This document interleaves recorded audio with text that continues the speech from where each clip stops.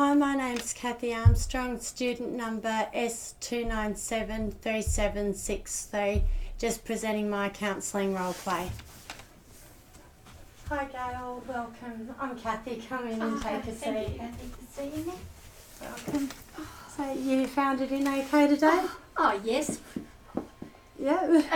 I'm glad to be sitting down. Rather hectic getting here on time. You sound a little out of breath actually. Oh, I think that's a bit of nerves too. Okay.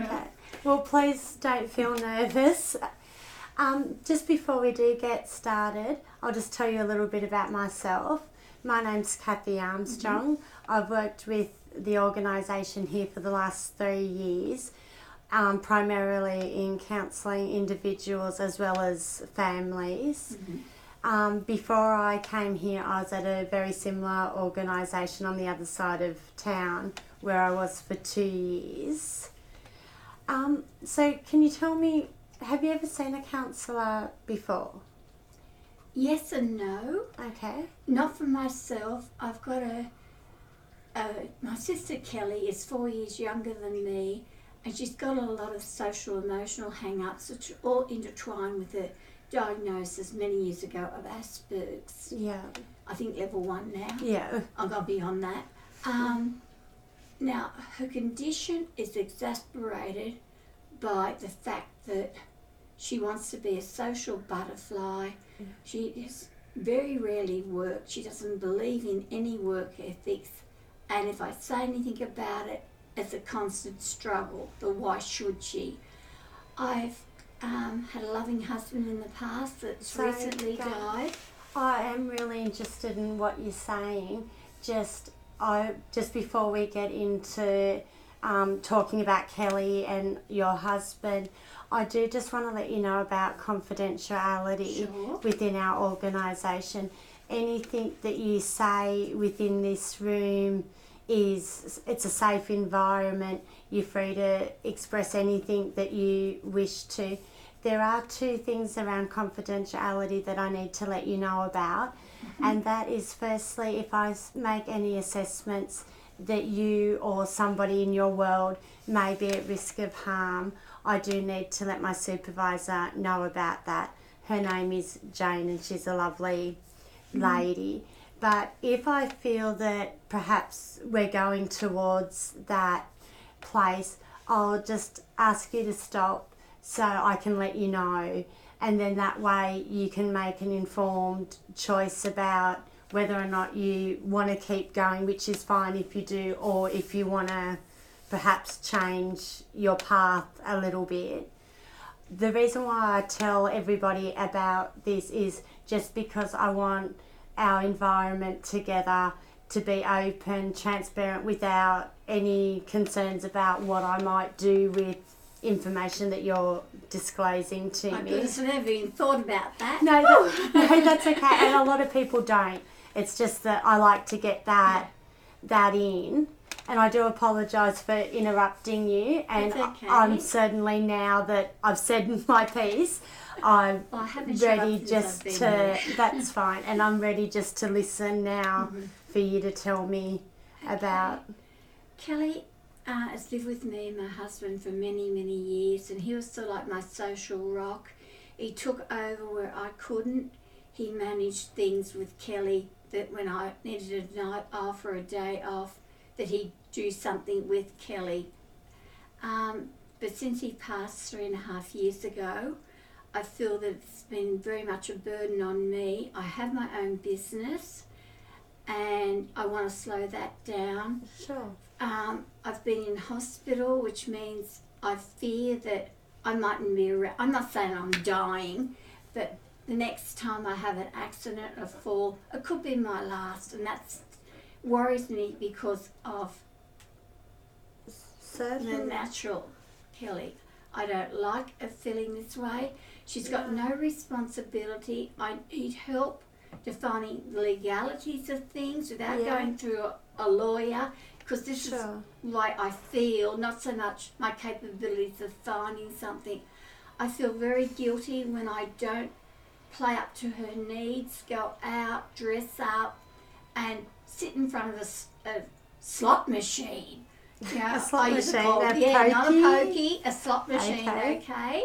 She also plays these games continually online, which I don't know anything about. Oh, okay. So she's a bit of an So, addict, I suppose. oh, okay. So that's obviously a very strong interest of Kelly's is playing the slot machines, Yeah, both at home, I'm guessing on a computer or something, as well as out in clubs or Yeah. social environments. now, and I'm more of a homebody. Yeah.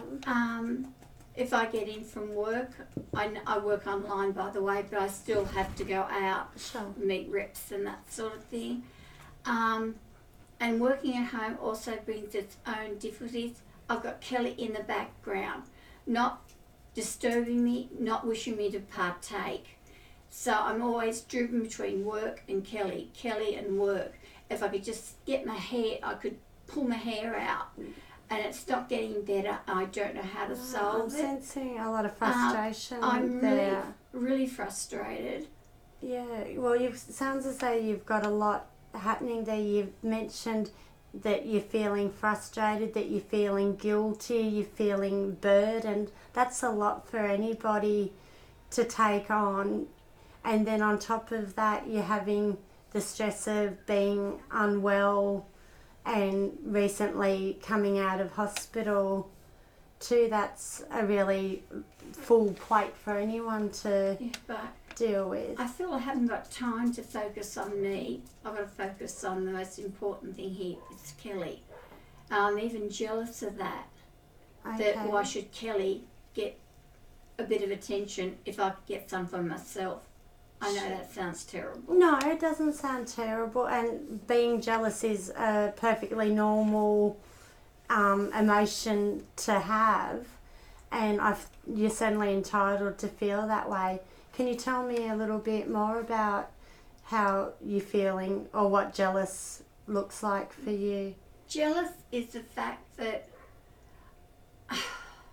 geez, it's a bit hard to explain. Jealousy with me in dealing with Kelly is life is so easy and I've had to struggle like we all do. Yeah. And jealousy, in everyday jealousy, is she can put her feet up. I can't. She can get on the phone and talk. I don't. I'm too tired. So jealousy is very minute. I'm not jealous of her going out as such. I'm jealous for the things that I want to do and she stops me from doing them. So I'm jealous over her time that I've got to share with her, I think I'm trying to say. Yeah. Or is it, because it sounds as though your whole world, from what I'm hearing, is basically trying to manage between work and your sense of responsibility, would it be, perhaps, towards looking after Kelly? I think greatly is my lack of also a rock to stand beside me. I feel that with my husband passing, that I'm all alone now, where I've never been alone before. So it's that too, but Kelly just frustrates the hell out of me. I don't want it to verge in the fact I could push her, because sometimes I feel that I could, but I walk away. Well, that's And that's honesty. I walk away, I turn away. I appreciate you being honest with me, and that is a really difficult emotion to be feeling, that frustrated, that you do feel as though you could perhaps push somebody, especially somebody that you love. And you've mentioned that you find walking away helps deal with Yes, I can walk that. away, but once again, she can follow. There's no getting away from Kelly. It's the closing of a door, Yeah. and I must admit, I do lock that door when it's Yeah. time for me. But it's a feeling that she'll come after me and not hit me, but grab onto my back when I'm walking away from her and turn my shoulder around.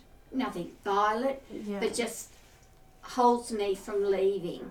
That also concerns me because I love my sister. I don't want things to go worse. No. But when I say they're not going pear-shaped, if I'm to be totally honest, I'm starting to feel that I can't cope, mentally or physically. No, well, So in saying that you can't cope, you've got an awful lot to cope with at this point in time. Losing your husband, even though it was 3.5 years ago, you mentioned, that's still, grief's an individual experience, and certainly the emotions around that are very painful and difficult. And then on top of that, feeling that you need to look after Kelly, and then you've also mentioned that you're feeling tired, that you need space and time for yourself too, and perhaps almost a guilt there that's taking you away from Kelly. Yeah. So you've certainly got a lot going on. Just being conscious of the time, as this is our first session. Sure. I'm just wondering, with all those factors about work and being unwell and looking after Kelly and then managing Kelly's behaviour, have you thought about what you might like to focus more of our time on today? Kelly. Issues with Kelly, just minute issues that might make us a happier family. Sure. I don't expect miracles. I just want a little bit of happiness there, and with happiness, I'm hoping will come a new day. I know that's very blasé thing to say. It's great that you've got hope and that you can envision being happy. You mentioned again, so there has been times with Kelly that you've felt happy and content. Yes, we do have our good moments. It's just finding those good moments. Yeah, no, that's good that you've got them to be able to reflect back on, and certainly we can spend some time discussing further what areas with Kelly and what strategies or things you feel you'd like to put in place. Thank you for sharing all that with me. Thank you for taking the time to listen to me. Thank you.